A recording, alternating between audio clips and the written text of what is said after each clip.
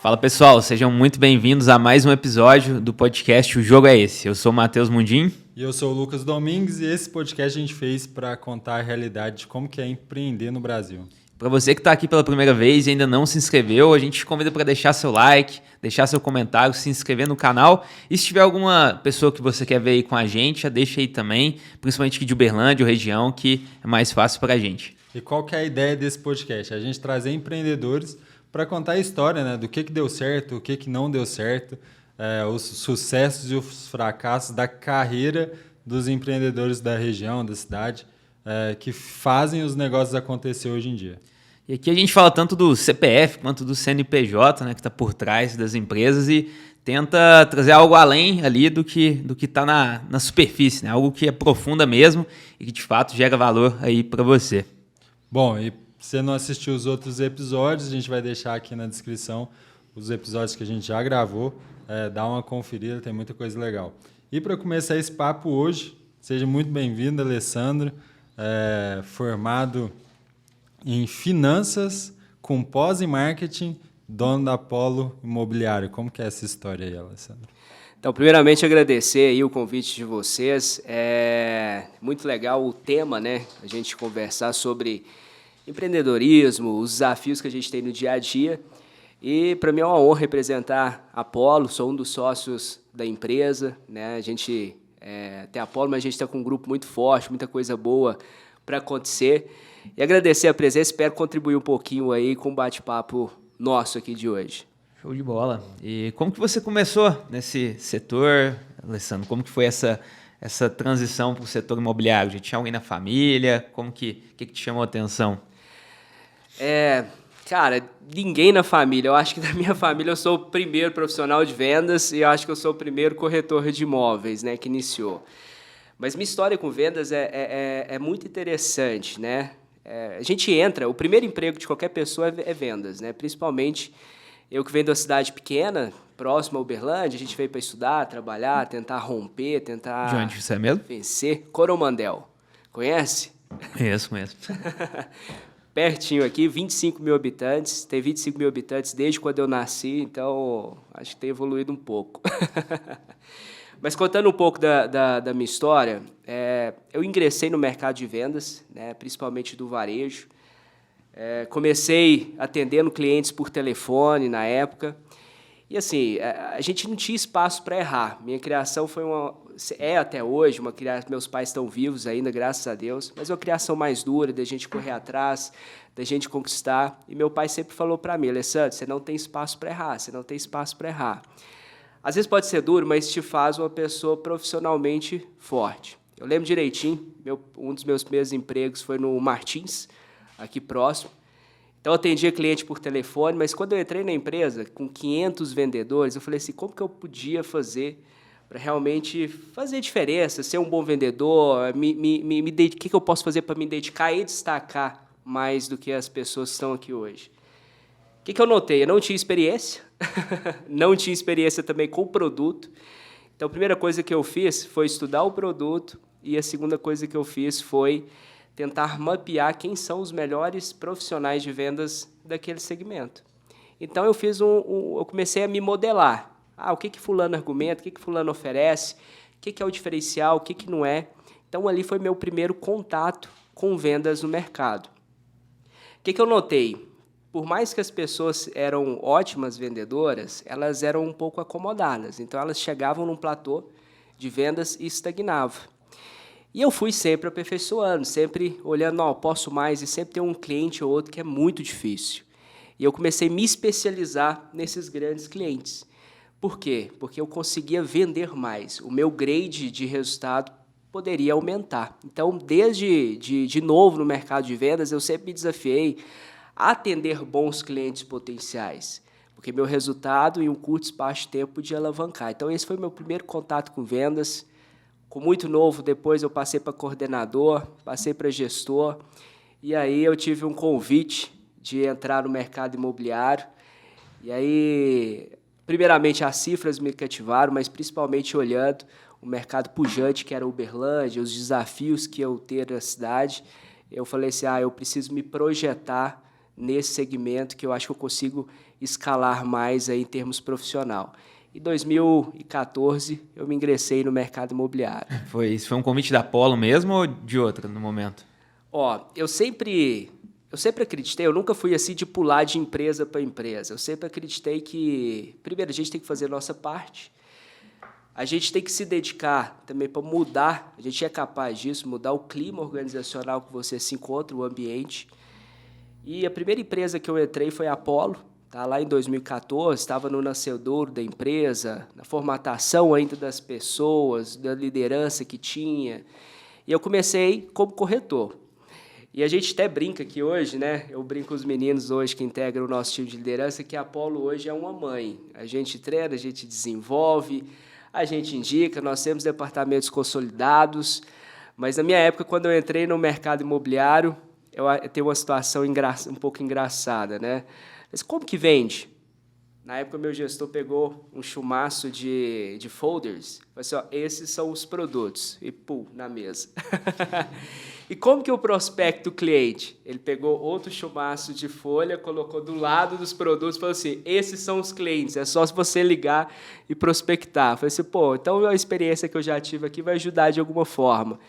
Então eu aprendi um pouco na raça, mas nesse longo do caminho eu descobri também pessoas que me ajudou muito, me auxiliou, me mentorou para estar onde eu estou hoje. Em 2014 nem o Instagram estava muito bombando ainda, ou estava já?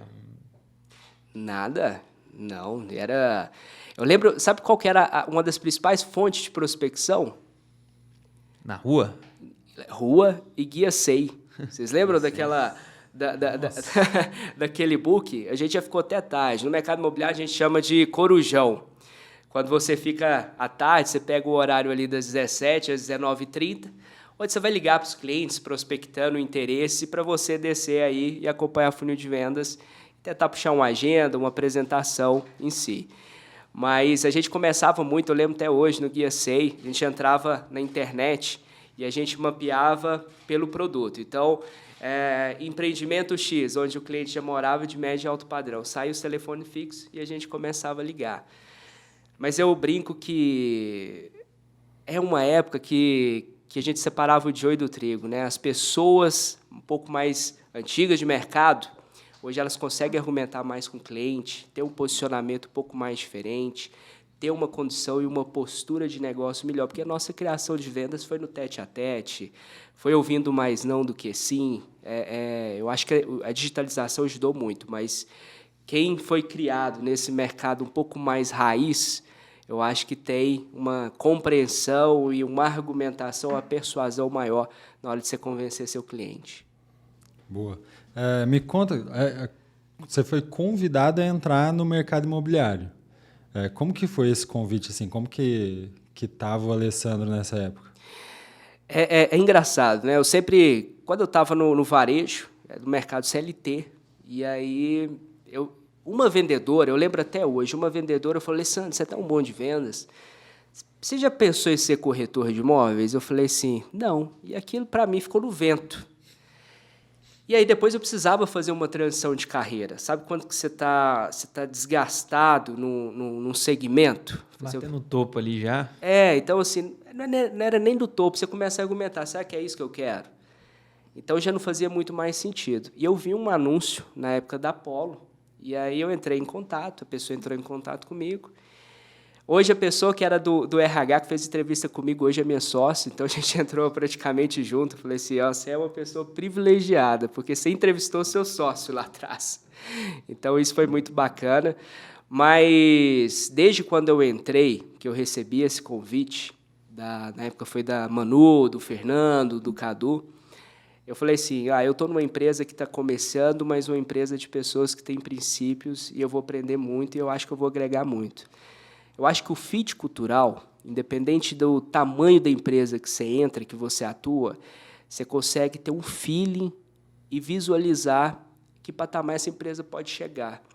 Eu acho que ali foi meu primeiro feeling pensando da seguinte forma, entrei num lugar pelo qual eu vou permanecer aí o resto da minha vida, onde eu vou crescer e a gente vai desenvolver algo junto. Tinha quantas pessoas nessa época? Nessa época tinha, pelo que eu me lembro, seria em torno de 8 a 10 pessoas. Era bem pequeno.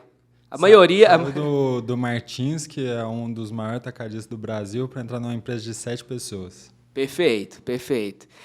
Aquela questão, né? A imaturidade, às vezes, quando você é novo, e assim, graças a Deus, eu alavanquei novo em termos de vendas. A imaturidade faz você querer arriscar. E quando você é novo, não é a empresa grande que vai te motivar. São as escalas de oportunidades que vai fazer você motivar a crescer ou não crescer.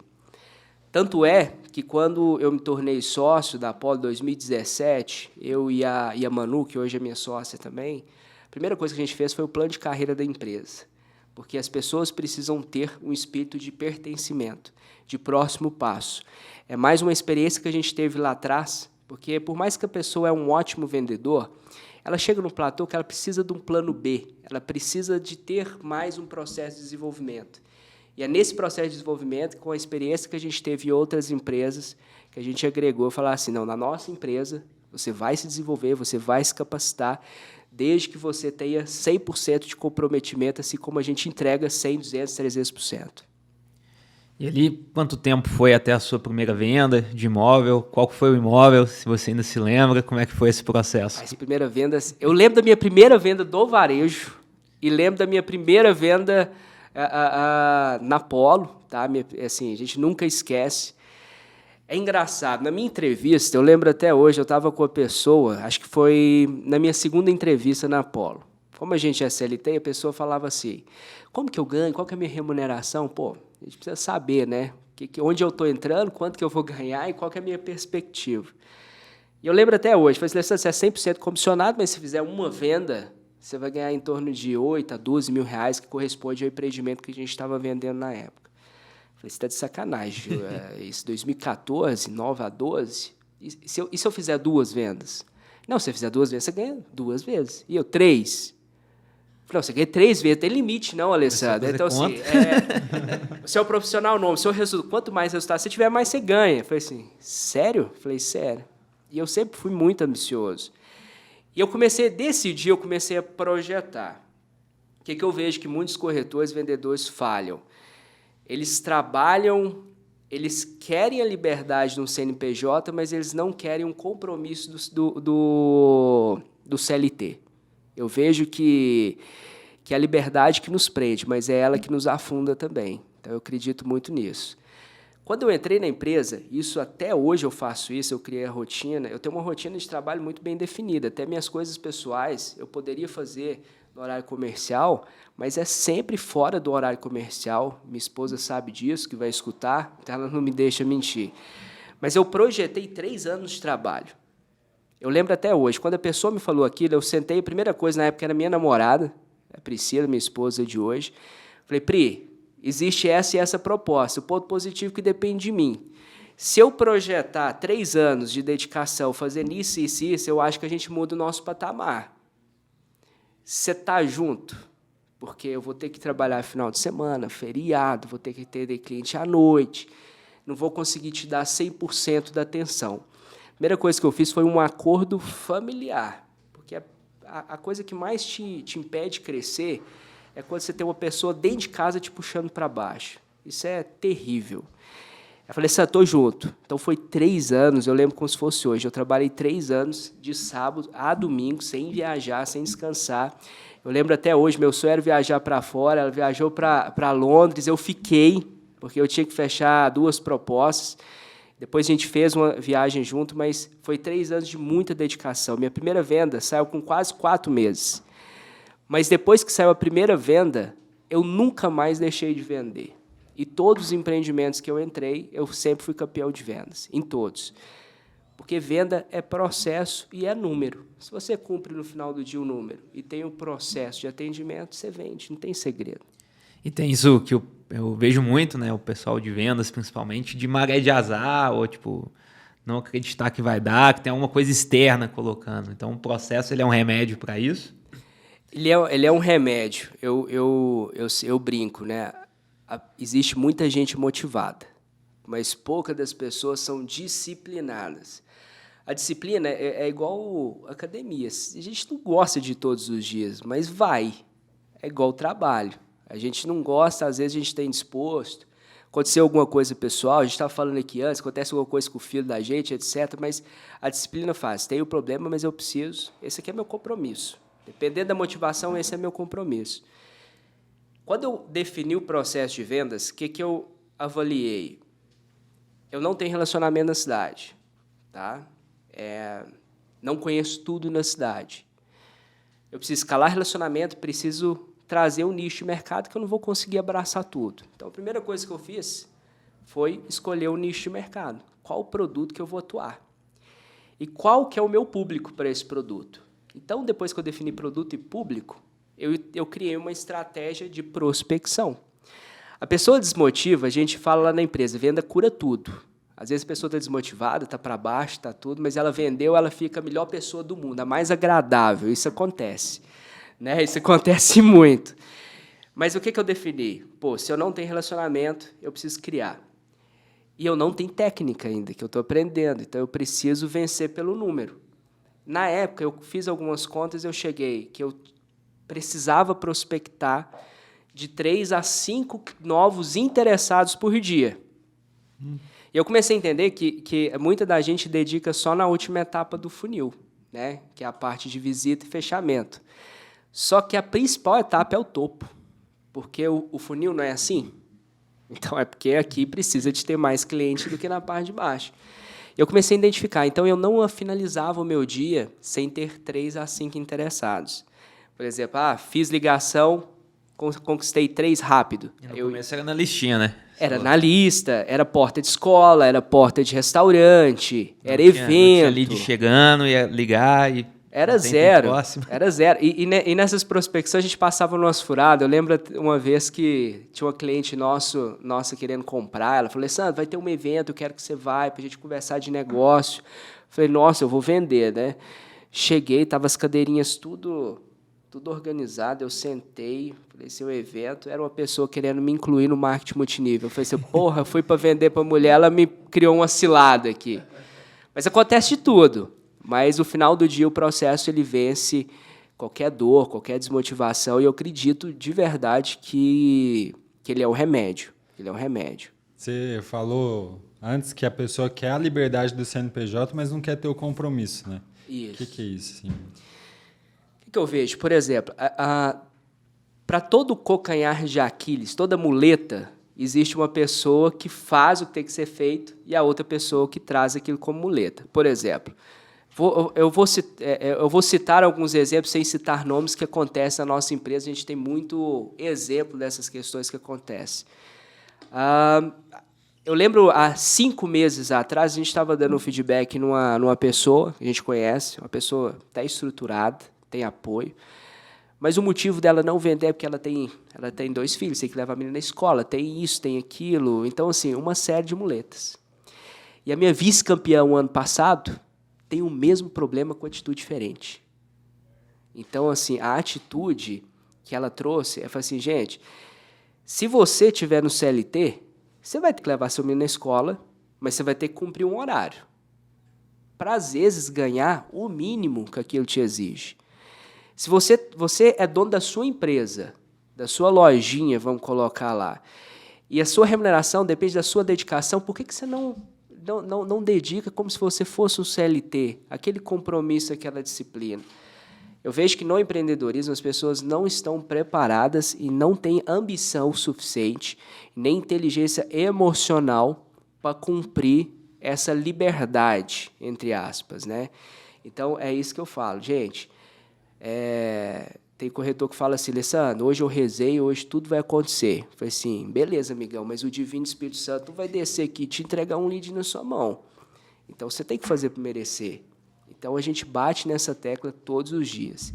E na Apollo, hoje, na nossa entrevista, um dos feeds cultural que a gente procura é sempre a pessoa que tem a cabeça de CNPJ, que é profissional autônomo, que já foi vendedor, mas a gente prefere formar do que realmente pegar alguém de mercado e ter que mudar uma cultura que, às vezes, está enraizada na cabeça dele. E o principal, tipo assim, com o que você mais esbarra?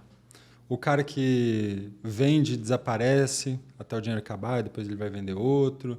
o cara que não tem a constância, o cara que quer acordar meio-dia, fazer 2 ligações O cara por que dia. desiste no primeiro mês, que não vendeu. Ó, a gente já passou por tudo. Eu lembro até hoje, lá no início da Polo, quando a gente começou, tem um corretor nosso na época que ganhou 15 mil reais, foi para Bahia, achou que estava rico. Olha, olha o nível, nunca mais voltou. Ele nunca mais, eu não sei o que aconteceu com ele, eu tenho até uma curiosidade para saber o que aconteceu com ele. Nunca voltou? Até hoje. Nunca voltou. Ele subiu de extrato na época, então assim, nunca mais voltou. A Vou gente... te contar uma história. Eu já tive uma pessoa que eu não consegui pagar o distrato. Aí. A pessoa... Nossa, eu não lembro nem muito bem da história.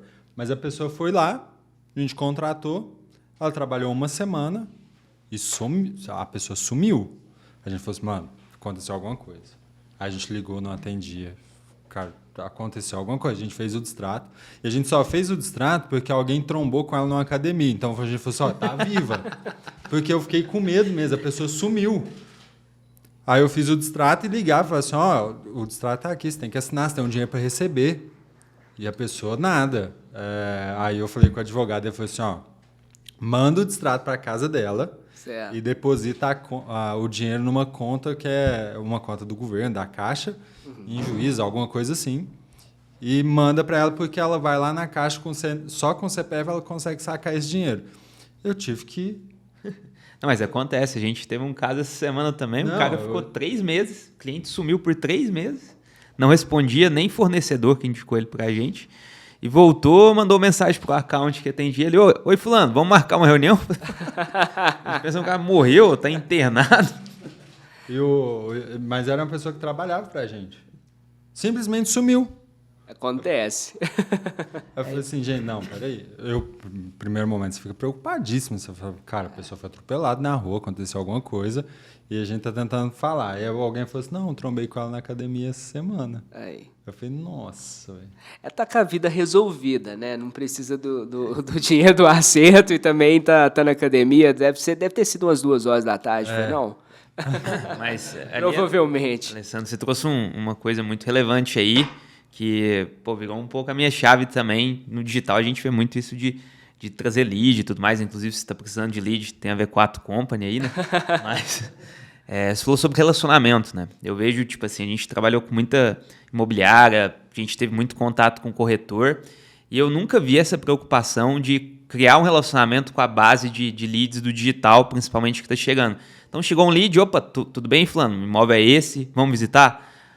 O cara não responde, ou o cara fala alguma coisa, e é isso aí, vou pro próximo. E como que é então? Tipo, imagino que você passou esse processo de digitalização ali nos últimos 10 anos, então tem melhores práticas para lidar com os leads de hoje. Não à toa tem mais sucesso na parte de vendas. Como que é esse relacionamento ali? Como que você vê isso? Tipo, de desenvolver esse relacionamento com a base para aí sim, eventualmente, tá tirando uma venda. A gente estava conversando aqui antes, tinha um corretor que trabalhou com ele, que é o Clayton, que foi um colega meu na Vox, super gente boa, cara vendedor demais. E ele tem muito disso, ele tem uma carteira de cliente que sempre compra com ele. Uhum. E como que é esse processo, assim? Como que é o corretor que cria relacionamento e tem uma base ali, trata o cliente como uma pessoa que, tá ali para gerar valor, e o corretor que não, tipo, tentei vender, não foi, vou pro próximo. Assim, no mercado que digitalizou, eu lembro até hoje, quando o mercado começou a digitalizar, o primeiro CRM que a gente teve, que vinha leads do digital, eu lembro até hoje, salvo engano, foi o Hipnobox, quando estava começando o CRM, lá atrás. E eu lembro assim, aquilo era uma novidade tão grande que os corretores logavam e era ordem de chegada. Então o lead chegou, quem estava preparado ali atendia o cliente.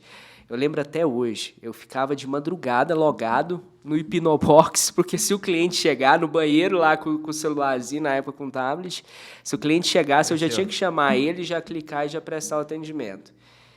Eu acredito, e assim, existem estudos falando de lead, que o cliente, você precisa entrar em contato com ele em poucos segundos. Você já viu quando a gente está querendo comprar alguma coisa no... esses canais, a gente fica passando o dedo, aí a gente gosta, clica num, mas continua passando o dedo. Então, cada novo clique é um vendedor diferente que você está tentando contato.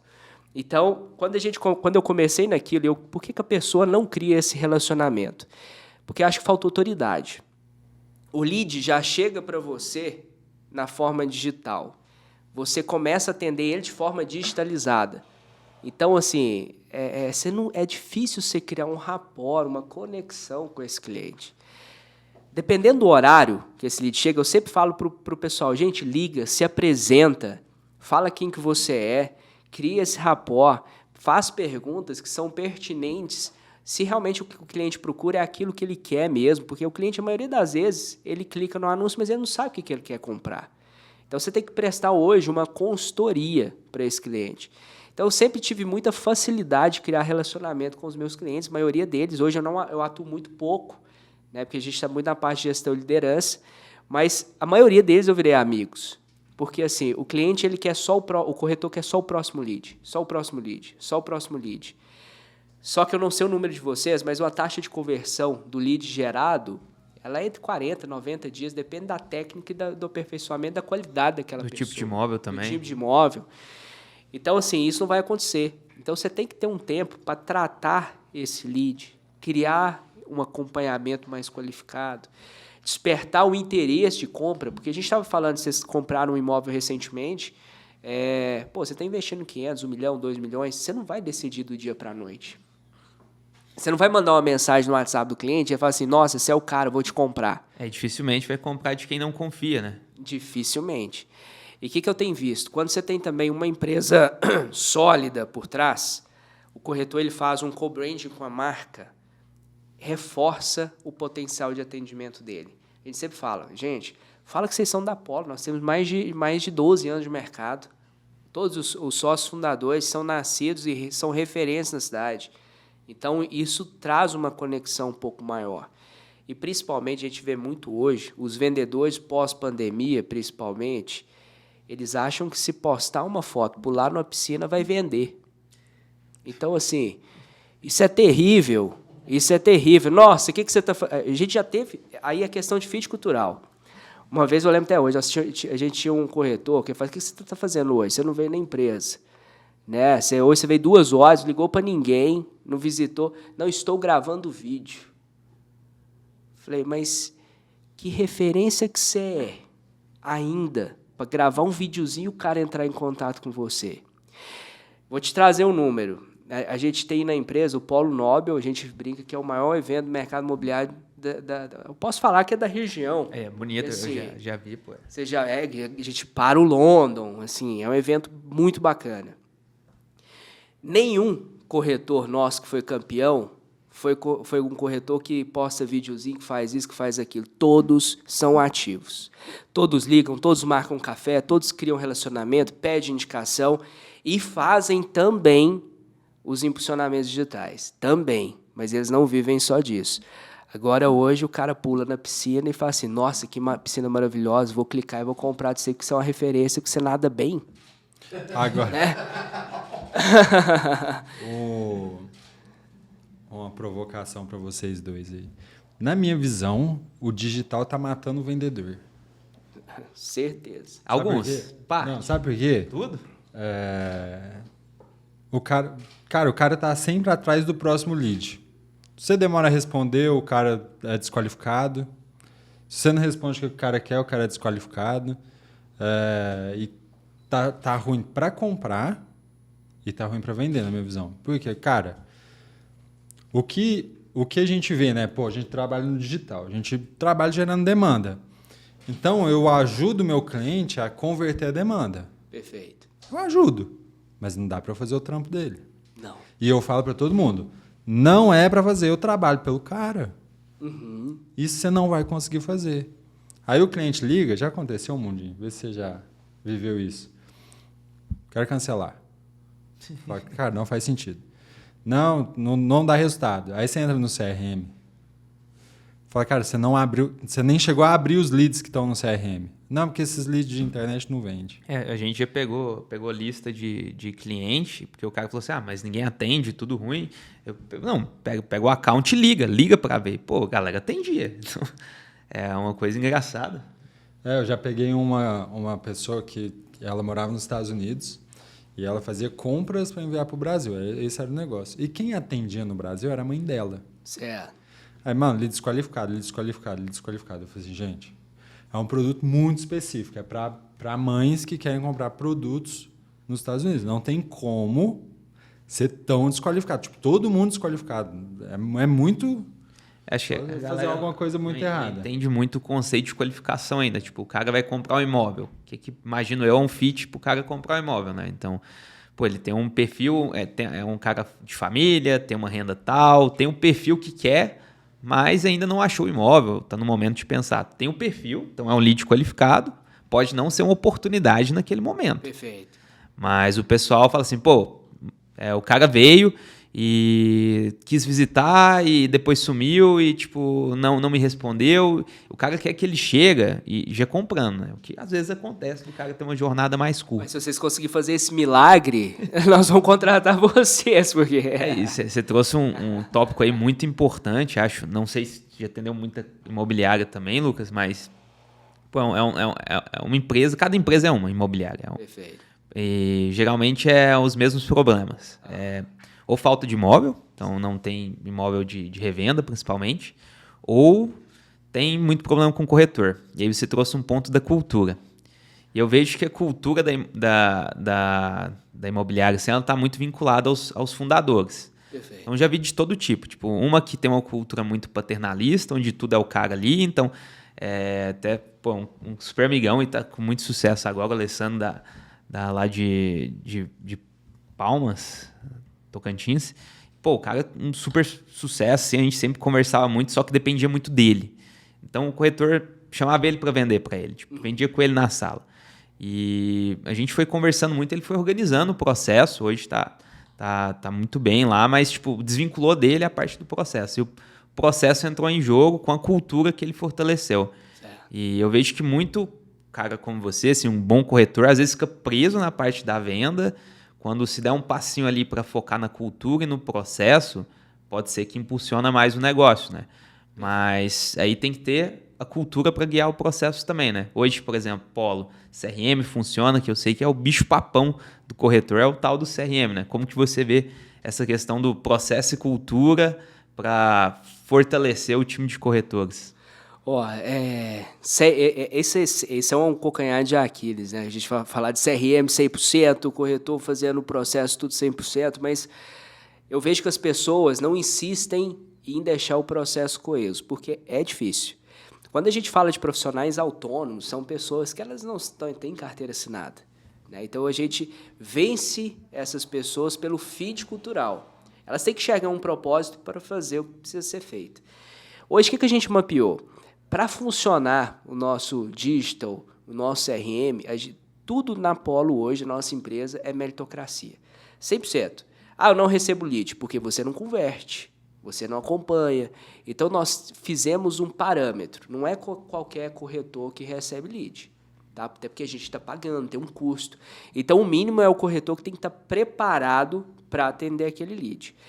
Você falou um negócio muito bacana, porque as pessoas confundem o lead de um cliente que está pronto para comprar. E ele não é assim. O cara, muitas das vezes, não está pronto para comprar. Ele tem o interesse. Por exemplo, eu gosto de carro. Às vezes eu vou pesquisar, eu olho, clico, dou like, etc.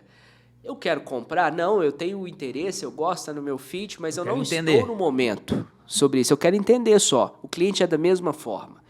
Então, a partir do momento que ele tem o interesse, se você não tem um corretor ou um processo definido pelo qual você vai acompanhar aquele cliente, você vai pôr ele na sua carteira, porque você falou, a gente mapeia o cliente por renda familiar, né? Por perfil, por feed, por aproximação com aquele nicho que você está impulsionando. Então, a pessoa tem alguns critérios que ele pode se tornar um cliente comprador. Então, é isso que o vendedor precisa entender. Gente, o corretor que acompanha o cliente, esse vendedor que você fez o curso com ele na nossa empresa, tem uma história engraçada que vai resumir, o Clayton, que vai resumir. Eu lembro até hoje, uma vez, nós fizemos um anúncio. O Clayton ele ganhou o prêmio, né? Ganhou, já ganhou um dos polos nobres nossos lá. A gente fez um patrocinado de um lançamento que a gente ia fazer, tá? Num bairro super nobre aqui na cidade, o ticket altíssimo. E nesse patrocinado, aí eu falo que Deus gosta muito da gente. Olha pra você ver essa história. Gosta. A gente faz merecer também. 3 corretores, ele clicou em 3 vezes no nosso anúncio. 3 vezes. E a gente passou esse cliente para 3 corretores diferentes. Nenhum acompanhou. Ninguém reclamou de ser um lead repetido, não? Reclamou, não tem perfil, que é aquilo. O Clayton, ele fez um patrocinado pior do que o nosso. Aí que vem o Divino Espírito Santo. Iluminou, ele clicou no anúncio dele também. Ó, pra você ver, 4 vezes, né? É insistente, vai, eu vou te dar mais uma chance. Aconteceu. 4 vezes ele vendeu mais de 8 milhões para esse cliente em uma semana. Uma semana. Aí você pega. Dos 4 corretores, incluindo ele, qual que estava mais bem preparado para atender esse cliente? Qual que realmente sabia a necessidade? E detalhe, o impulsionamento dele, o anúncio que ele fez, não foi para o produto. Foi para outro produto. Mas o nível de preparo dele fez com que ele entendesse a necessidade do cliente. O senhor quer comprar para qual motivo? É investimento? Você quer fazer um negócio? O que você quer fazer? Qual que é o seu intuito? É a consultoria do profissional de vendas. Ele trouxe esse cliente para o produto dos outros anúncios e vendeu o empreendimento. Então, assim, gente, a gente fala de mercado de vendas, eu falo isso para todos os vendedores. Pessoal, vocês são muito bem pagos para prestar um serviço de qualidade. Não faz um atendimento de merda, não. Tá? Você é bem pago. Pensa o quanto que você vai gerar de network, o quanto que você vai gerar de conexão, de indicação, e principalmente o que é relativo é a sua remuneração no final desse negócio. Então, dedica. Hoje o corretor ele vai mostrar um imóvel a alguns, né? A gente tem aperfeiçoado muitos na empresa. O cara entra, vai mostrar um apartamento e o próprio dono da casa mostra. Então, assim, o seu serviço ele é caro ou ele é barato? Depende do nível de preparo, de acompanhamento e assessoria que você dá. Boa. Por isso que eu acho que o digital está acabando com o cara. Porque todo mundo tinha a mesma ferramenta. Todo mundo tinha o contato do cara, todo mundo sabia o nome do cara, sabia que ele estava interessado e só uma pessoa, ou seja, 25% do que gerou de atendimento, conseguiu converter.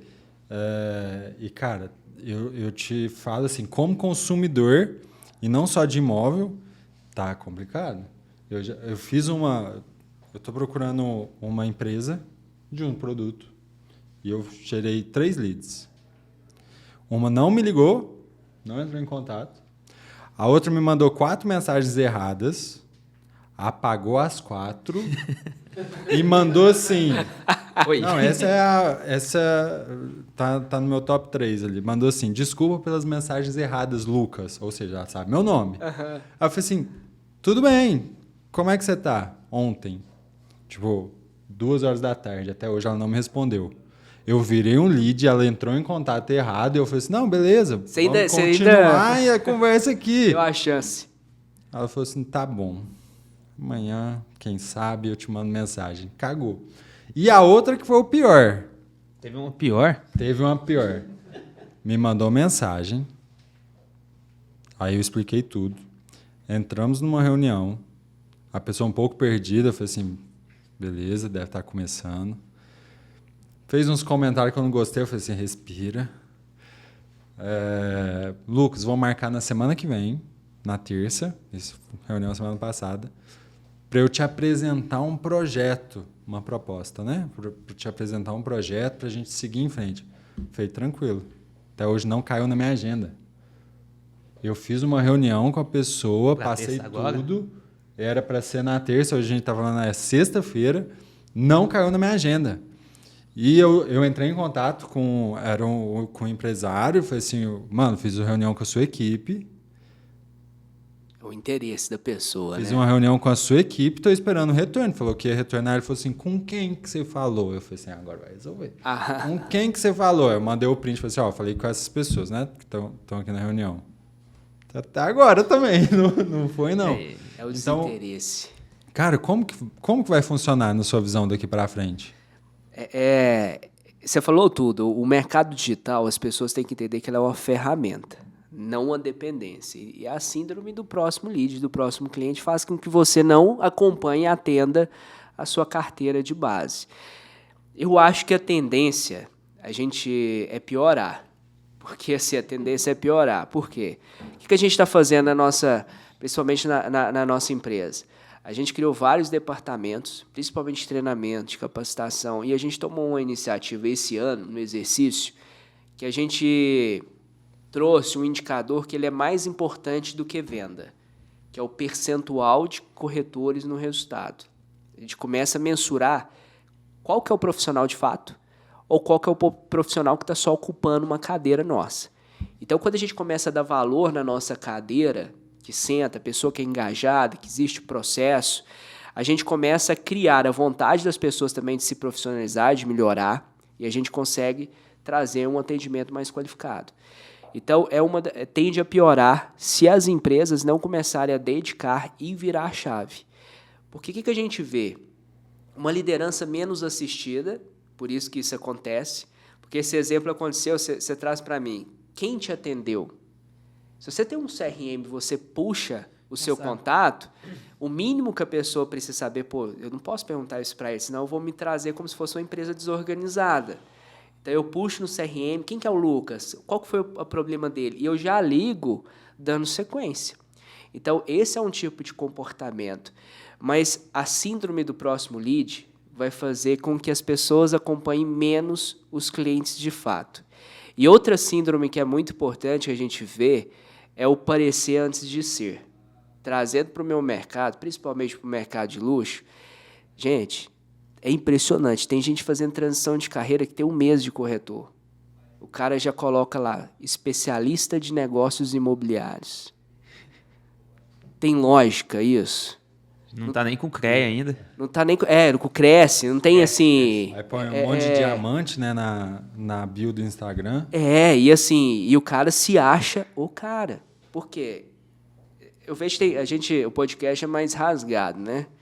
Tem muita gente sem noção, escutando coisas sem qualidade. Tem muita gente sem senso crítico, que chega, escuta uma coisa que a gente está falando e fala, por que é essa pessoa? O que ela construiu? O que ela vendeu de fato? Qual que é a autoridade que ela tem para falar sobre esse assunto? Então, tem muita gente que não tem esse critério mais. Então, o filtro está muito raso. Com o filtro muito raso, aparecem muitos profissionais desqualificados, com menos preparo, que acham que não precisa estudar, que é só postar um videozinho na internet ou pensar no próximo lead, que isso vai gerar negócio. Vocês são do marketing, isso dá dinheiro? Eu não sei ainda. Esse é o marketing da gente? Não, eu falo o vídeo, só postar assim. Então... Cara, eu acho que... o que está acontecendo, né? O digital ele gera muita oportunidade. Certo. Porque, cara, o cara que está lá 1 mês, ele vai cair oportunidade para ele. Perfeito. Só que ele precisa ser rápido. Não dá para o cara estar 1 mês... 2 meses, 3 meses, e não conseguir se desenvolver. Ele pode não ser o especialista, beleza, mas ele tem que ser bom. Tem que entender que o negócio dele é vender imóvel e não gravar vídeo, né? Exatamente. E aí, tipo assim, eu acho que, mano, democratizou o marketing. Antigamente, você vai falar... E o acesso, principalmente, né? Você vai falar de anúncio, mano, só para gravar o anúncio, a gente falou com a Banca na semana passada, é uma nota. Eletricista. Ele falou pra gente que tem que ter eletricista, marceneiro, que mais? Ator, figurante. Eu não sabia nem que tinha essa diferença do ator e do figurante, contra a regra. Eu falei assim, mano, umas 40 pessoas. Então, tipo assim, tinha que ter dinheiro. Hoje não. Hoje o cara grava o vídeo sozinho, pula na piscina, mostra a casa sem falar nada. Eu vejo muita coisa assim. Ele vai gerar demanda, só que pra mim é assim, o mercado, da mesma forma que ele vai dar, ele vai tirar. Perfeito. Então, eu acho que o cara vai colocar muita grana, vai entrar na ilusão, e se ele não conseguir atender, não conseguir ter um processo... Não vai gerar dinheiro, receita, vai ter que parar. Vai quebrar. Tem outra coisa no teu setor, que aí é, tipo, depois que eu adquiri um imóvel, foi uma surpresa que, a depender do cara, se ele vender, ele perde a venda depois de vender. Porque o processo depois é ainda mais complicado. Porque tem processo financeiro, tem processo de banco, tem processo de um monte de coisa ali, uma burocracia. E o cara falou assim, não, vendi. Fala, tá, mas e aí? Agora é a parte de documento, as e outras pós-venda? Coisas, e o pós-venda. E aí isso... ele pode perder o contrato ali depois de ter os 20 mil ali e poder ir para Bahia. ele perde depois, né? Ele perde na mão o dinheiro, né? Depois eu vou fazer uma campanha e ver se a gente encontra esse corretor. O que eu vejo? Eu acho que é muito importante o marketing, o digital, tudo, mas ele é um processo. Por que a gente sempre preocupa com ser primeiro, depois você parece? As pessoas precisam entender que vendas, ela é conexão. Ela é conexão, porque senão você entra numa fria. Se você clicar e confiar na primeira pessoa que você entra na internet, pode ser uma fria aquilo lá. Então, vendas é conexão e pessoa quer ser atendido por gente. Na boa, gente, se vocês gostam de um robozinho te atendendo, eu nem atendo, nem dou sequência. Os que ligam, né? Os que ligam. Então, assim, eu vejo como uma ferramenta. O profissional de vendas, corretor de imóveis, ele tem que criar conexão, ele tem que criar relacionamento. Eu vejo muita gente falando assim, Alessandro, não gosto de telemarketing. Eu falei assim, mas quem falou que vocês precisam fazer telemarketing? Não é esse o intuito. O intuito é você ter uma ferramenta que é o telefone, ligar, despertar o interesse e criar uma conexão. Vai até ele, conversa, marca um café, entende do processo. O cliente, pessoal, ele é mais do que um produto. Ele é um potencial. Então, às vezes, a gente tem cliente hoje na nossa base que compra 7 imóveis no ano. Então, assim, onde que esse cliente foi prospectado? Qual que é o interesse? O corretor que atende esse cliente vê a necessidade, acompanha o processo. Às vezes, ele faz uma venda como investimento, ele já pensa na frente para o cliente, ele já revende esse imóvel do cliente, já adquire outro. E esse processo começa a ser um processo financeiro de ganho para o cliente, porque existe uma assessoria muito além de uma promessa. Existe uma pessoa preparada por trás. Então, quando você aplica, você visita, você passa a ser conhecido no mercado e traz o digital como uma possibilidade de impulsionar a sua figura para que mais pessoas vejam o seu comportamento na prática, eu vejo como uma ferramenta muito importante no desenvolvimento. Mas você ir lá na frente primeiro, para ter que voltar aqui atrás para mostrar quem você é, eu acho que não é o caminho. Aí o cara desiste, o cara não vai vender, o cara desmotiva e vai falar que isso não presta. Mas primeiro ele não fez a base. Vender é uma preocupação com o outro, então? Ou isso é balela? Total. Hoje na empresa, como a gente tem compliance e governança corporativa, o que a gente fez? A gente definiu, até pelos processos que vocês perguntaram para nós, é difícil ter isso, a gente decidiu ser muito uma empresa mais corporativa do que uma imobiliária de fato. Então, assim, e quando você se torna um pouco corporativa, muita gente, meu sócio Fernando, ele fala muito isso, as pessoas começam a confundir prepotência de profissional. Porque às vezes você vai ter que pôr uma postura, você vai ter que pôr um posicionamento e as pessoas começam a te enxergar como, aquele cara é prepotente, ele está se achando. Não, a gente deixa muito claro que a gente é profissional. Se a gente promete, a gente vai cumprir, desde que a gente tenha o ganha-ganha. Então, a gente definiu muito isso. E por que a gente preocupa com o cliente? No nosso departamento de lançamento, todo produto que a gente vai entrar, a gente pede o registro de incorporação, a gente pede os documentos da empresa, a gente faz uma consulta prévia e a gente faz a venda a partir dessa análise. Alessandro, mas por que vocês pedem isso? Vocês são intermediadores. Sim, não é a responsabilidade da imobiliária a entrega do empreendimento, mas é da nossa responsabilidade orientar de forma correta o nosso cliente. Então, a gente sempre faz isso. O nosso contrato ele sempre passa por um departamento jurídico. Então, a gente tira todas as certidões, a gente orienta, a gente passa. A gente já deixou de fazer negócio grande por identificar um possível problema para o nosso cliente. E aí a gente entende, quando empresa, que a gente deixou de fazer este negócio, mas a gente que é momentâneo, é agora. A gente pensou no carinho com o cliente. Mas cliente da nossa base, a gente vai continuar atendendo ele e fazer um negócio um pouco mais sólido para gerar recorrência, um RCP mais inteligente, mais qualitativo aí, para a gente ter mais indicações. Boa, e a galera esquece, né? Eu gosto muito de falar que o CRM, que é a ferramenta, que, cara, o vendedor fala, eu não gosto de CRM, eu não uso CRM, é a briga que a gente tem. Tem um cara que fala assim, o americano ele é muito maluco, né? Tipo, você fala para ele preencher o CRM, ele preenche. Aqui o cara dá 1 milhão de desculpa.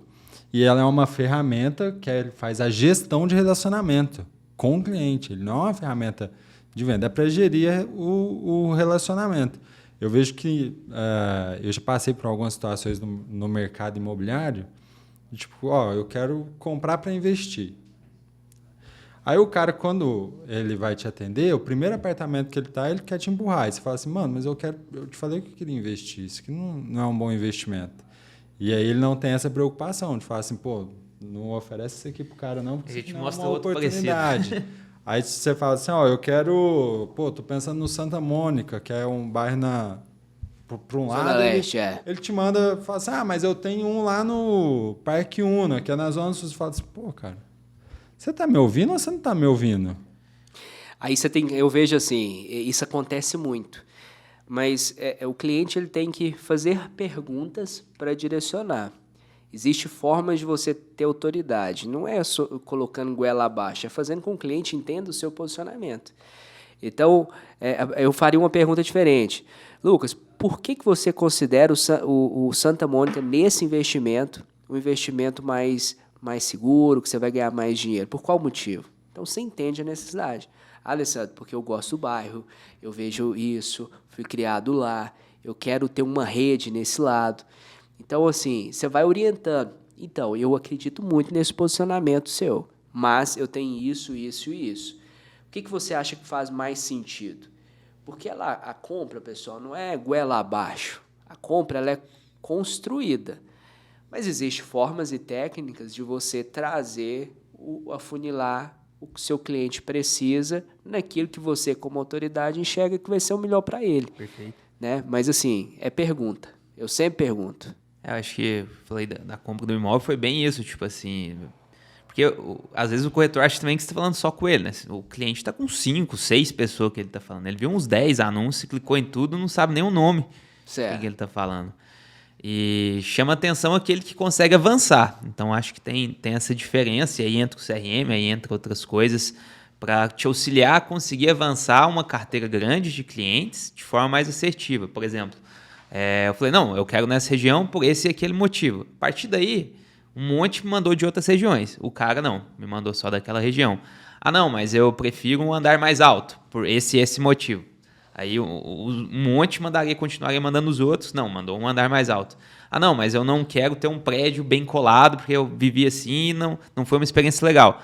Pô, já mandou só o que não tem. Então, quanto mais específico, mais próximo da compra a pessoa tá, né? Perfeito. Mas isso demanda tecnologia para auxiliar, e entra o CRM, e entra outras coisas. A gente tem estou de resposta rápida, tem ferramenta que faz isso também de forma um pouquinho mais automática, mas depende da pessoa tá guiando, né? Então, eu vejo o CRM como uma ferramenta ali tanto de operação, para o cara facilitar o dia a dia dele, quanto de gestão também para o Alessandro ali conseguir ver o que está acontecendo, quantas pessoas estão em cada imóvel, para poder te auxiliar também a tomar decisões, né? E aí entra um ponto, que no mesmo mercado, né, a gente tem gente que está muito mal e reclamando, e gente que está muito bem e, nadando de braçada. Eu vi um Reels teu sobre a expectativa de lançamento de Uberlândia, né? Vai lançar muito mais coisas. E eu vi a galera preocupada, mas não tem muita gente, o cliente ainda está comprando. E tua visão foi não, tem muita oferta porque teve muita demanda e vai ter muito mais gente para entrar. Então, eu vejo que tem muito disso contigo na Apollo e queria que você passasse uma visão ali para quem está vendo e tudo mais sobre esse processo. Tipo, o que tem no sangue laranja ali que vocês fazem diferente, o temperinho ali que, faz isso tudo amarrar melhor. Falando assim, de mercado, o que a gente vê? Em todo mercado, em toda cidade, quando ela está pujante, o pessoal é muito negativo, né? Isso vai travar, isso vai acontecer, isso vai ter isso, aquilo. A pessoa é muito mais negativa. Não tem esse tanto de público com dinheiro. Só que você precisa um pouco além e estudar o mercado. Por exemplo, Uberlândia esse ano vai lançar o dobro do ano passado. Existe um motivo. Você é uma incorporadora, você vai lançar X milhões de VGV sem fazer um estudo prévio sobre a necessidade de mercado, sobre a aptidão de produto. Você vai fazer um estudo prévio, você vai estudar a localização, vai estudar a oferta, vai estudar a demanda. Então, a tecnologia traz para o incorporador fazer esse tipo de estudo para atender o mercado. E escutar também os parceiros eu vejo como uma situação muito importante. Escutar bons parceiros, porque tem cada um que fala cada asneira que você fala assim, não acredito que esse cara está no mercado. Mas trazendo um pouco, o Uberlândia lançou-se muito ano passado, mas vendeu-se muito também. Então, os últimos lançamentos não tem quase nada de estoque, né? Mas o que travou? Alessandra, tem algumas incorporadoras que lançou e não vendeu. Mas não vendeu não foi por causa da falta de interesse do cliente. Foi muito mais por falta de um processo comercial definido, um marketing mais bem estruturado, do que, de fato, a demanda do mercado. Por exemplo, a gente falou da Zona Sul de Uberlândia. Gente, tudo que lançou, vendeu 100%. Vocês sabem, tá no mercado, tá aí. Alguns produtos que foram lançados no Santa Mônica de algumas consultoras. Tem algumas que foram vendidas 70%, 80% e tem outras que têm estoque. Então, às vezes é um imóvel que não está no perfil também, né? Que não está no perfil, mas os incorporadores que eu vejo que hoje não estão tendo resultado são os incorporadores que não têm um processo comercial bem definido, são incorporadores que não escutam a ponta de vendas, porque isso é muito importante, e são incorporadores que não têm uma estratégia de marketing bem definida. Nós vamos lançar 2 produtos agora esse mês. Os 2 estão sinalizando 100% de vendas. Por quê? Existe um comercial muito ajustado com o incorporador. Existe uma valorização de mercado também, onde esse tipo de incorporador valoriza o profissional de vendas, que é muito importante. Essas incorporadoras estão com um preço dentro de mercado e tem as características, que é um bom preço, uma boa planta, uma boa projeção, um bom bairro. Então, tudo isso agrega na venda. A gente tem incorporadora que lançou ano passado num excelente bairro, mas não tem processo comercial, que não vendeu uma unidade. Então, eu vejo que o mercado em si, consultores, incorporadores, tem que valorizar muito o corretor de imóveis. Porque gente compra de gente. E o fracasso, ele está quando você começa a achar que você sabe tudo. E no mercado imobiliário tem muito disso. Tem muito incorporador que fala assim, não, eu sei vender, eu sei fazer meu marketing, eu sei atender meu cliente, eu não vou pagar comissão para o corretor, eu acho que é caro. O que é caro? É você ficar com o produto estocado ou é você investir no marketing bem qualificado, no desenvolvimento do profissionalismo e trazer esse parceiro para perto, estar junto da imobiliária? Então, esse hoje é um grande diferencial. Se eu estivesse na posição de incorporador, a primeira coisa que eu fazia é trazer o time comercial para perto de mim, com alguns diferenciais, algumas qualidades, que é um passo, assim, eu vejo que é 40%, 50% de chance para dar certo. Esses empreendimentos que não vendem, assim, empresa maior ou empresa pequena? A gente tem empresas grandes também, que se perderam comercialmente. E a gente tem empresas pequenas, quando a gente faz um efeito comparativo, mas que tem uma projeção de crescimento muito maior do que algumas empresas grandes. A gente tem empresa grande no mercado que está há anos na nossa cidade. E tem empresa que chegou ontem que é o maior lançador, porque ele entendeu o processo, tem a cabeça aberta para desenvolver as coisas juntos, escutam os parceiros mais corretos, mais direcionados, porque também não dá para você quer falar de marketing, você vai no melhor, certo? Depois você escuta 2, 3 para validar aquela informação. E esses incorporadores estão tendo mais resultado, que estão construindo junto. Tem vários incorporadores grandes no mercado que, infelizmente, hoje, no top 5, que era primeiro, está em quinto, quarto, e tem gente muito menor, lançando muito mais VGV, com produto mais de qualidade, assinatura de arquiteto famoso, que é um grande diferencial. E vendendo muito. Porque hoje não é só você levantar uma caixa de bombom e falar que vai vender. O pessoal está muito mais criterioso na aquisição. Acho que o próprio viver mudou muito, né? Então, pós-pandemia e tal. E acho que provavelmente algumas incorporadoras não acompanharam isso, né? Tá com o mesmo produto, que era o produto de 20 anos atrás, um prédio de 3 andares, sem nenhum lazer. E hoje Por exemplo, a gente teve o Una que ali que traz uma proposta diferente de viver, né? Talvez até uma planta menor, mas, poxa, uma coisa mais arborizada, mais conectada, com uma coisa mais inteligente, assim. Consegue fazer tudo a pé, Tudo a pé, você segurança, resolve, que é muito importante. E como que você vê assim esses próximos anos? O que está tendo de novidade no setor? O que está tendo de mudança de comportamento de busca de consumo, né? Para a gente estar acompanhando, assim, porque eu acredito que é um mercado que muda muito, né? Perfeito. Eu vejo que a demanda das pessoas querem viver e morar bem. E elas querem questões que são práticas no dia a dia. A gente tem visto uma tendência de mercado. Por exemplo, dificilmente você lança um produto sem itens de lazer. Isso é há 3 anos atrás. Hoje, as pessoas urbanizam uma região para depois verticalizar, que é o caso da inovação que fez o Parque Una na nossa cidade, que foi um grande diferencial. A gente tem um setor bem bacana, que uma das consultoras da cidade começou a fazer, que é a Build, que é o Parque Belgrávia. A gente tem o Vila Gávea. Então, as construtoras, as incorporadoras, elas estão vivendo isso também. Hoje, você lançar um prédio por si só, você é um só. Você é um dos. Você lançar um bairro planejado, com a preocupação com o cliente, trazendo verde, comércio, algumas situações que criam uma praticidade, você vende mais. Então, você pode... Caro. Vende mais caro, você agrega mais valor. Mas hoje você prefere morar num lugar estruturado, com assinatura, com um projeto bem definido, com lojas, um café, supermercado, ou um empreendimento nu e cru em um bairro qualquer. Isso é mais um. Por isso que a gente estava conversando antes do podcast. Eu tenho um produto que é R$7.000 o metro e tenho um produto que é R$11.000 o metro. O que valoriza mais? Muitas das vezes tem que olhar escassez e projeção.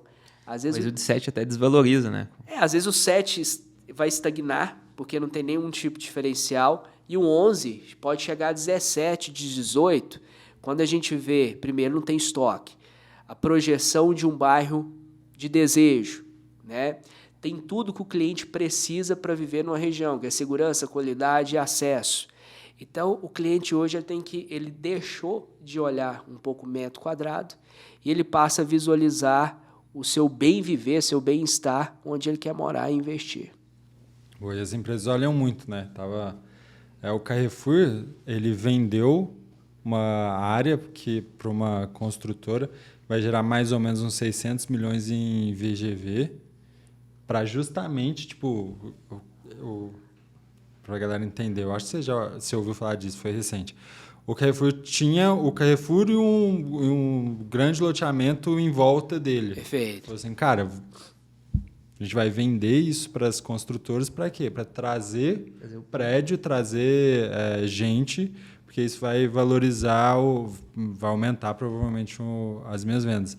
Então, acho muito bom, assim, as empresas começam a olhar para isso também. Então, são empresas apostando em bairros, empresas apostando em coisa nova também, né?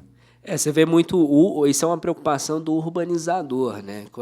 Isso aconteceu recentemente na região ali do Carrefour, onde era o próprio supermercado, foi vendido, mas no intuito de de modernizar a região.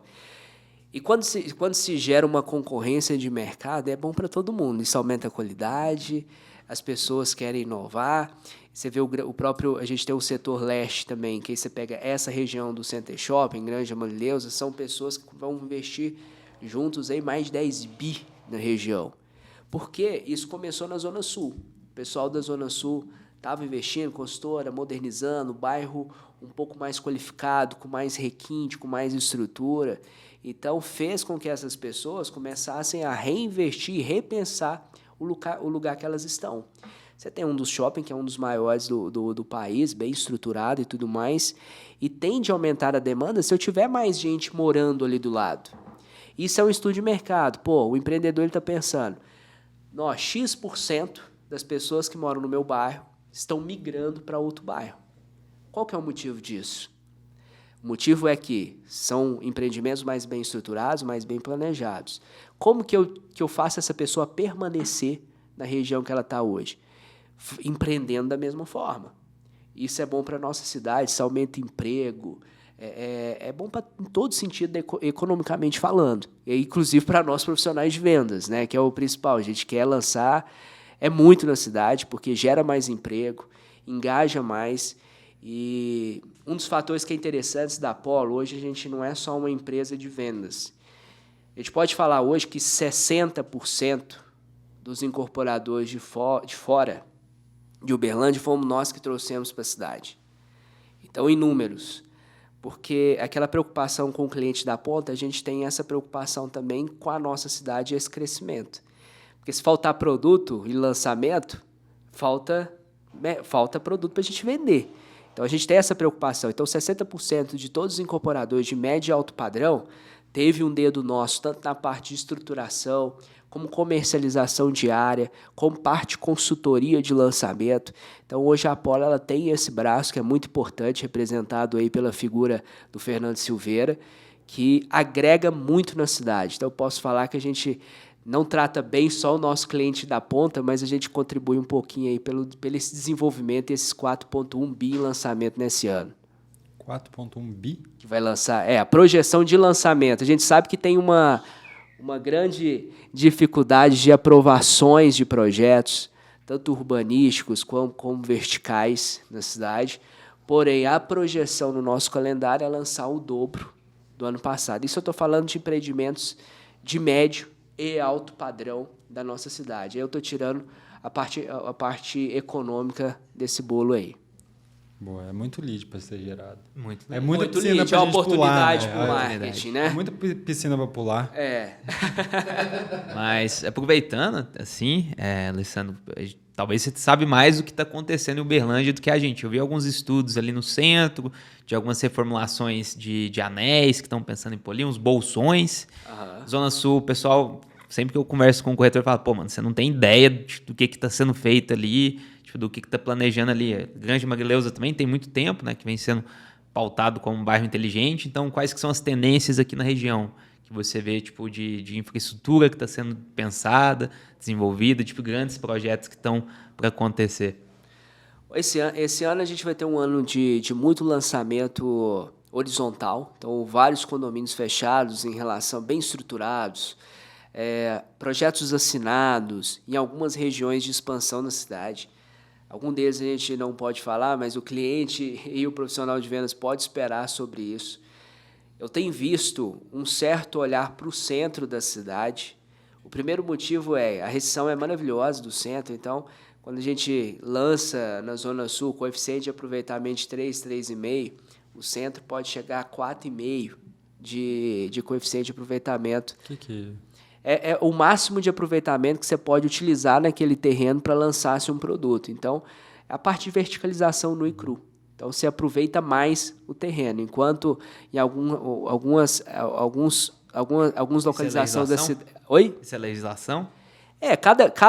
Cada prefeitura ela tem a sua reção, tá? Por exemplo, vai muito do conceito da cidade. Uberlândia a gente tem alguns comerciais 1.2, que chega no máximo que eu já vi na cidade, é 4.5. Que é o centro. Que é o centro. Então, assim, tem pessoas olhando muito para aquela região.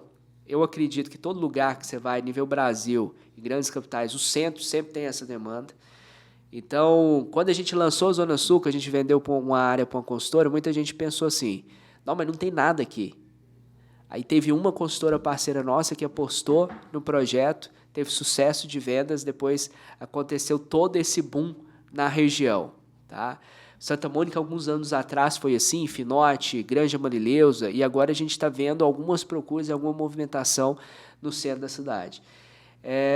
Condomínios horizontais, as partes externas da cidade, eu vejo um potencial de crescimento muito grande, principalmente na Zona Sul, aquela região próxima ali ao Caça e Pesca, vai ter uma movimentação bacana para aquela região e para atender a necessidade desse cliente, porque bairros abertos estão lançando cada vez menos, as pessoas estão muito preocupadas com a segurança e a tendência é investir mais em segurança, preocupando com empreendimentos de qualidade, tanto verticais quanto horizontais, trazendo para o nosso público aí, que a gente está falando aqui de médio e alto padrão. Boa. Alessandro, agora eu quero investir em imóveis. Investimento, né? Não quero comprar para morar. Como que você me tipo, vamos fazer uma linha de tempo assim. Cara, tenho quanto que eu preciso para começar? Aí depois eu vou para qual faixa?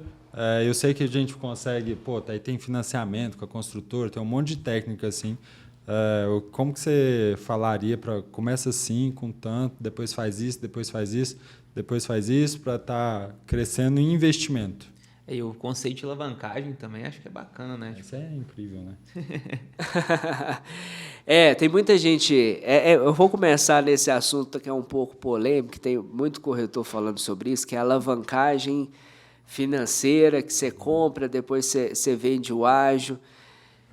De novo, isso funciona, Alessandro? Funciona desde que você tenha um profissional de qualidade para trabalhar esse estilo de investimento. Por quê? Mas você tem que olhar algumas questões.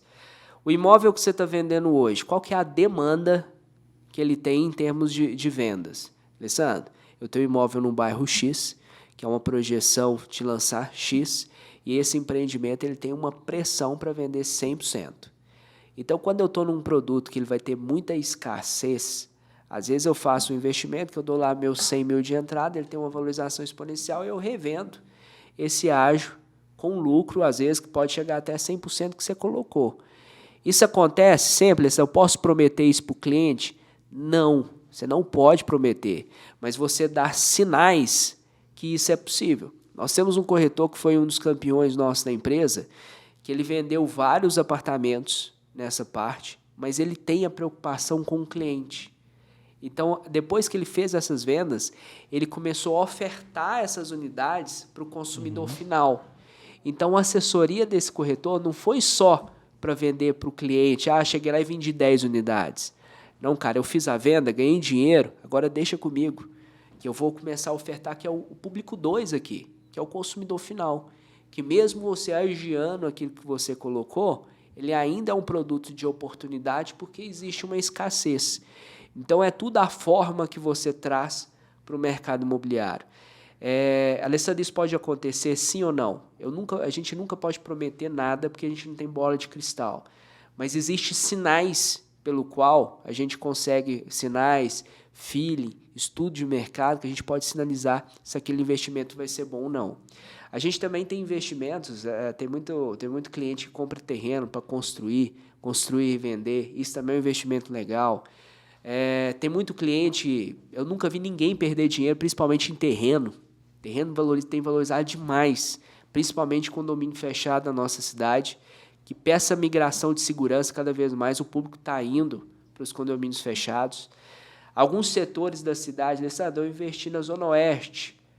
É diferente da Zona Sul? É claro que é. Existe uma procura de a cada 10 pessoas, 7 procura para a Zona Sul. Então, a tendência é de ter um mercado muito mais valorizado em termos de crescimento de metro quadrado. Então, a primeira coisa, vai começar a investir, a gente precisa saber, você vai começar com quanto? Quanto que você tem? Com quanto que eu tenho que começar? 100 mil, 50, 10, 20? Aí a gente olha, por exemplo, toda vez que você vai fazer um investimento imobiliário, você tem que estar preparado, assim como o financeiro, para os bônus e para os ônus. Eu tenho 100 mil reais, Alessandro, mas eu tenho 100 mil, mas eu tenho X de receita, eu consigo suportar isso, isso e isso, caso eu não consiga vender. Mas com 50 mil você já consegue fazer um investimento imobiliário, imóveis, lançamentos. Se eu tiver 50 mil, vou começar a investir. E eu tenho eu suporto mais uns 4, 5 mil por mês. Quer ver um investimento interessante? Quero. Vamos supor que você... Quero ver. Muita gente está falando na cidade que Uberlândia começou a lançar-se muito estúdio, certo? Uhum. Eu tenho uma preguiça de gente falar sem entender. Isso porque aí a pessoa que não conhece acredita que você fala como uma verdade sem nenhum tipo de embasamento.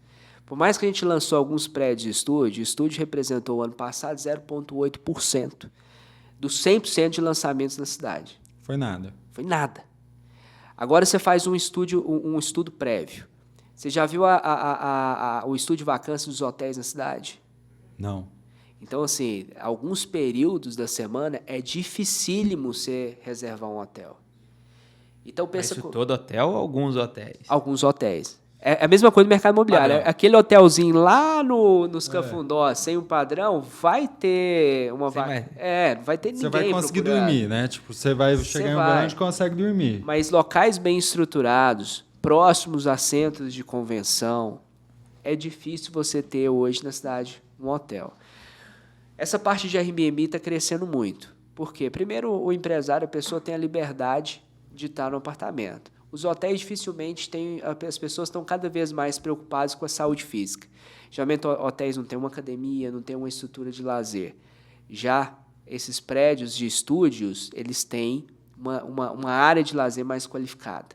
Então, isso dá uma qualidade de vida para o empresário que viaja muito. Por exemplo, a gente tem lançado estúdios a partir de 280 mil. Então, olha para você ver. Você coloca 28 mil, às vezes, que é um sinal que você paga. 10%. 10%, parcelinha mensal, ficando pronto, fica 100 e poucos mil aí no final. Não compensa nem você quitar. Financia. Você financia e o próprio estúdio paga o financiamento e ainda te dá lucro. Desde que você adquire um estúdio bem localizado, com demanda, com estudo feito e com orientação de um profissional. Então, você praticamente colocou os 50 junto com as parcelas, financiou a diferença e ainda você tem retorno financeiro. Então, a gente já tem estudos de alguns Airbnbs na cidade que o cliente ganha mais de 1% de rentabilidade. Só que você ganha 1% de rentabilidade mais a valorização do patrimônio. Então, eu arrisco a falar que é difícil qualquer investimento financeiro que traz uma segurança, porque se tudo der errado você tem seu imóvel, quando você compara aí com o mercado financeiro. E depois, tipo, ó, tem essa modalidade. Eu vou dar um sinal, vou pagando umas parcelas enquanto está fazendo a obra, financio, coloco para alugar, faço um Airbnb. O que mais? Você falou do ágil, né? Como que funciona? O ágil, a gente tem alguns clientes que funcionam da seguinte forma. A gente lançou um empreendimento na zona sul da cidade. O cliente foi e deu 10% de entrada. O empreendimento vendeu 100% e começou a ter clientes finais querendo morar. O cliente ele exponencializa o seu ágio e revende para o consumidor final. Então, existe essa possibilidade desde que você consiga enxergar uma demanda para isso. Pode trazer número para ficar mais fácil. Você vê, a gente tem um caso, eu vou citar um caso, um exemplo de um cliente nosso, olha para você ver, ele comprou um empreendimento agora recentemente, ele pagou 70 mil. De entrada. De entrada. E o empreendimento está 100% vendido. Ele queria fazer um upgrade para um outro produto. E esse outro cliente queria resumir, queria um produto melhor. Então, ele pôs o ágio dele nesse outro negócio 100 mil mais caro do que ele colocou. Ou seja... Pagou 70... Ele aumentou 100. Então 170 no outro. 170 no outro como negócio. Então, o mercado imobiliário, além de você ganhar, você tem muita moeda de troca. Isso acontece demais. A gente tem um caso de um cliente que está comprando... Ele comprou um apartamento, agora ele quer ir para uma casa maior. E olha que legal. Há 3 anos atrás, ele comprou 3 terrenos em condomínio fechado por X. Esses terrenos dobraram. Ele pegou esses 3 terrenos e colocou numa casa. Olha o que isso gerou de moeda de troca para dar em negócio nesse outro imóvel também. Entendeu? Então, o mercado imobiliário tem várias formas de investir. Alessandro, eu sou o tipo de investidor que eu gosto de comprar coisa barata para revender. Isso tem no mercado de hoje? Dificílimo. Mas, quando você tem um bom profissional, você enxerga as oportunidades que isso acontece. Por exemplo, recentemente a gente tinha um imóvel num condomínio fechado que estava com metro quadrado um pouco interessante, não barato demais, mas interessante, que se o cliente comprasse o imóvel, investisse 200 mil, ele ganhava mais 200. Porque com uma breve atualização nesse imóvel, fazendo um retrofit... Um pouquinho mais de paciência. Um retrofit, ele ganha exponencialmente. Ele precisa pôr 100% capital? Às vezes não. Às vezes ele vai lá, dá 20% nesse imóvel, certo? Ele tem uma receita financeira para financiar a diferença, reinveste, seja mais 15%, 20%, e revende esse imóvel com o lucro que eu estou falando. Então, assim, tem várias formas de alavancagem financeira no mercado imobiliário sem dispor de pressa, de desespero. Agora, alavancagem de investimento no mercado imobiliário, quando eu tenho o dinheiro só da minha vida, a gente sempre orienta. Pode acontecer isso, pode acontecer isso. Mas, gente, mesmo imóvel que seja moradia, ele sempre vai valorizar, sempre vai ser um bom investimento.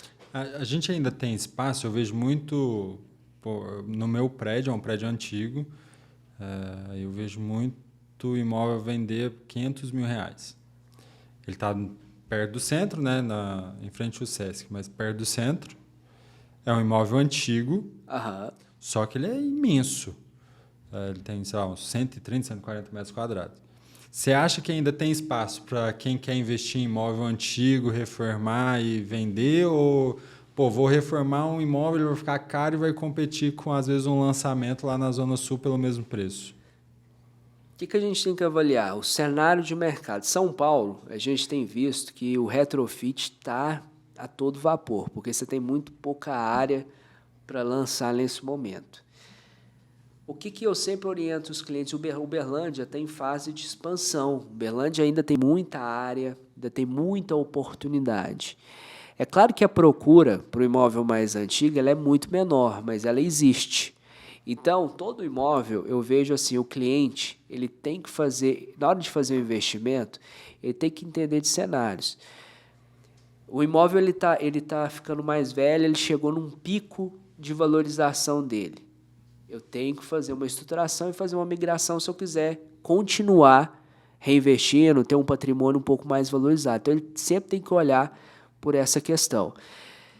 Qual que é o cliente para esse tipo de imóvel? Geralmente é aquele cliente que já é do bairro, já procura lá, quer voltar, quer comprar ele adquirir para a família, mas sendo muito sincero, como é uma cidade muito exponencial de novos produtos, a demanda para empreendimentos mais antigos ela ainda é menor do que para os novos. Às vezes o custo de oportunidade faz o cara ir para o imóvel mais antigo, mas o retrofit eu vejo que ele vai fazer a diferença principalmente nesses imóveis mais conceituais na cidade, né? A gente tem visto Rocha e Silva, Silvana, o pessoal investindo bastante nisso. E o que é o retrofit? Retrofit é quando você pega um empreendimento ou um apartamento e você reforma ele, você atualiza ele em algo que já existe. Então, a gente tem alguns clientes hoje, mesmo na cidade, que compram apartamentos mais antigos para reformar e vender num custo de oportunidade. Não é caro? Não fica caro? Por exemplo, a gente tem você pega o custo de oportunidade. Nós temos alguns empreendimentos no centro da cidade que são apartamentos por mais de 300 metros quadrados, 300 a 450 metros. Se a gente for atualizar preço de metro quadrado da cidade, se for um empreendimento novo, vai ser um empreendimento de 10, 12, 13 mil reais o metro quadrado. Fica muito caro. E, às vezes, a pessoa reinveste esse recurso num apartamento bacana, grande, e ele vai ter um custo final de metro quadrado de 8, 8,5 e vai atender tão bem quanto o outro. E, às vezes, esse cliente que está procurando um lançamento quer algo pronto. E aí é onde ele tem o apartamento dele montado e atualizado. Então, tem muita gente investindo nesse retrofit. E alguns empreendimentos em específico. Saindo um pouquinho da caixa, assim, uma visão tua de criatividade mesmo. Uma coisa que eu tenho comigo assim é tipo, a gente está tendo muita evolução, modelo de construção, modelo de cidade, e a gente tem muito prédio. Certo. Daqui 50 anos, como é que fica isso? Tipo, é derrubar e levantar outro? Como é que fica essa situação? Porque, tipo o centro, por exemplo, a gente vê muita estrutura já abandonada, a gente vê muita modernização e eu acredito que vai migrar muito ali, né, a forma de morar mesmo. Então, tipo, como fica esse tanto de prédio aí? Uma hora derruba e levanta? Não. Existe um plano diretor e de X em X anos, o plano diretor de cada cidade, ela muda. Ela muda avaliando também para que rumo a cidade está tomando. Então, existe essa dedicação das administradoras de cada cidade, das prefeituras de cada cidade para entender. Por exemplo, Uberlândia está crescendo em vários pontos. Qual que é o próximo passo? Eu vou trazer uma área rural que está encostando na cidade e vou transformar ela para urbana e começa a empreender.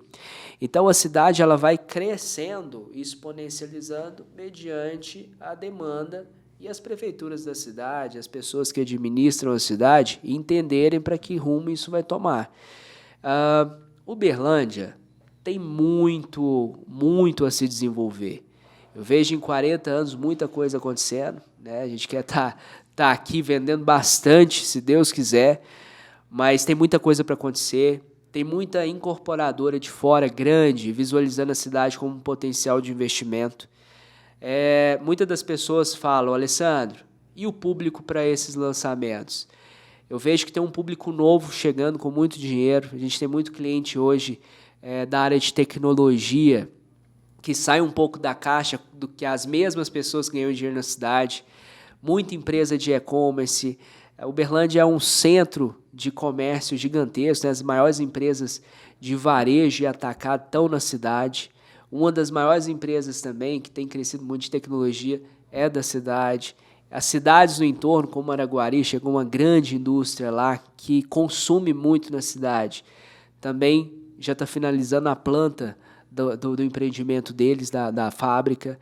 Então, assim, Uberlândia é um potencial. O que a gente torce?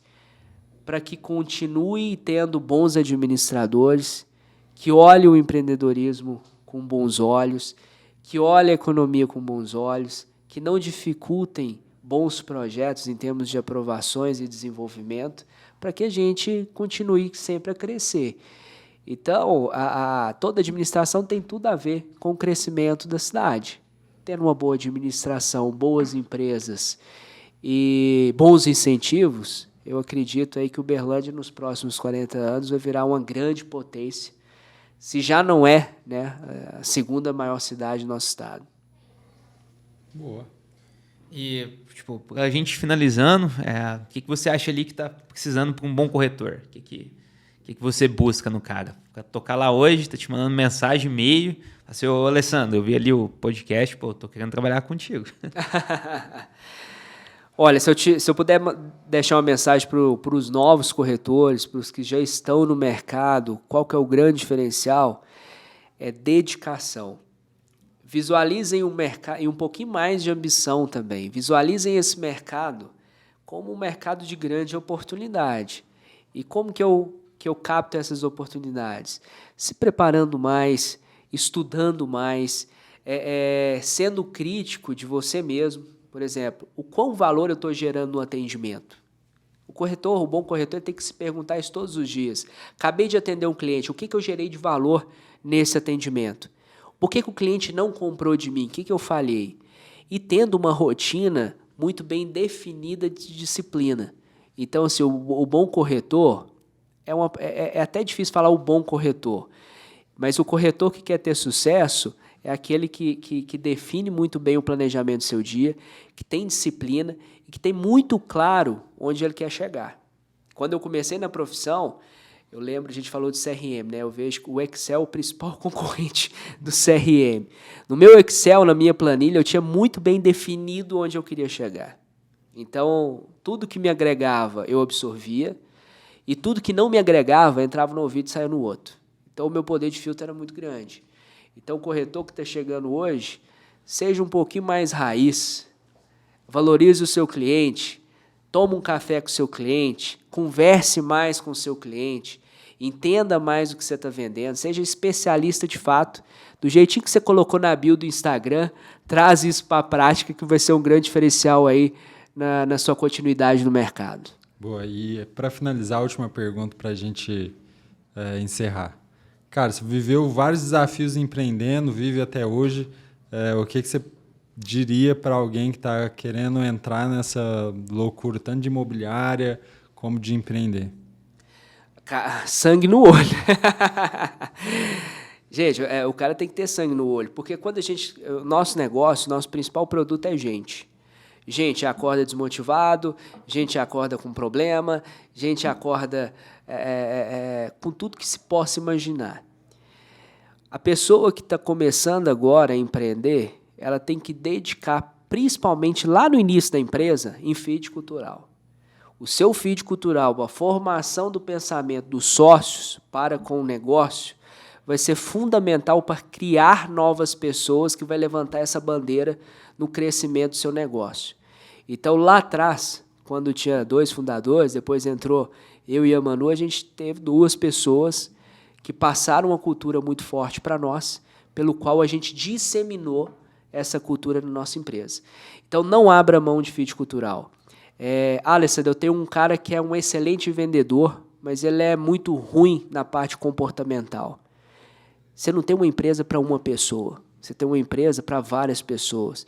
Então, se essa pessoa é tóxica, valorize seu fit cultural, traz isso com muita clareza todos os dias e dissemine o seu pensamento, seu desejo, as suas metas e ambições e compartilhe isso com as pessoas pelo qual você confia e faz parte desse crescimento. Show de bola. Pô, o papo foi bom, né, Lucas? Ótimo. E aí? Esse foi nosso segundo episódio, né? O terceiro, né? Pô, Não, porque o primeiro com a gente não conta. não né? conta. A gente fez um piloto que era só eu e ele. Aí a gente ficou conversando de um monte de coisa que a gente já sabia. Certo. Mas, pô, Alessandro, valeu muito a presença, cara. E deixa aí tuas redes pro pessoal, fala um pouco onde pode te encontrar melhor, onde encontrar Apolo, como que a gente pode buscar aí. A Apolo está localizada no coração da Zona Sul, né, na Avenida Landscape, tá? Meu Instagram é Alessandro Machado, _, então tá facinho de encontrar. Então, assim, tanto no nosso endereço quanto no meu Instagram, no Instagram da nossa empresa, a gente fala um pouquinho mais do nosso dia a dia, um pouquinho mais dos nossos processos, da nossa cultura sangue laranja, né, que a gente fala todos os dias. E se você aí que é do mercado quer ingressar, nos procure aí que a gente tem muita coisa para compartilhar junto aí. Fechou. Então, a gente vai encerrando aqui, pessoal. E a gente agradece muito a presença de vocês. Deu para ver um pouquinho que aqui não é só marketing, não é só publicidade. Tem conteúdo, tem profundidade, né, Lucas? Tem profundidade. Então, se estiver buscando aí uma empresa que consegue olhar não só para o criativo, para o Facebook, consegue olhar mais a fundo na tua empresa, a gente está aí, V4, tem o Lucas Domingues com a unidade dele, eu, o Matheus Mundim, com a minha unidade também. E é isso aí, galera. A gente vê vocês no próximo episódio. E só para não perder ali, né, o costume, pode deixar o teu like, né? Deixar o teu comentário ali, chamar mais um dos convidados que você gostaria de ver e se inscrever no canal. Então, até a próxima. Obrigado, galera. E querendo ou não, o jogo é esse, né? O jogo é esse. Fechou.